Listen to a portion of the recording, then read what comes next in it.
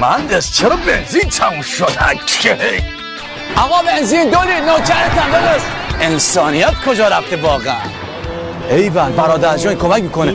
برادر جان 2 لیتر بنزین من واسه تو شد. الان این دختری که واسطه بود اتوبان قفل شد. اعصابم داغون شد. یه سیگار بکشم. بنده که اونایی آوردن. Oh my god. دارم تشنگی میمیرم.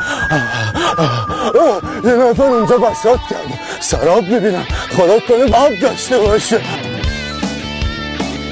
داداش نوکرت از تشنگی دارم حلوک میشم. یه آب معدنی بده. آب معدنی چیه؟ شخص بونه سیگار دارم. اینو بگی یه بانک بزن آتشو میخوابه.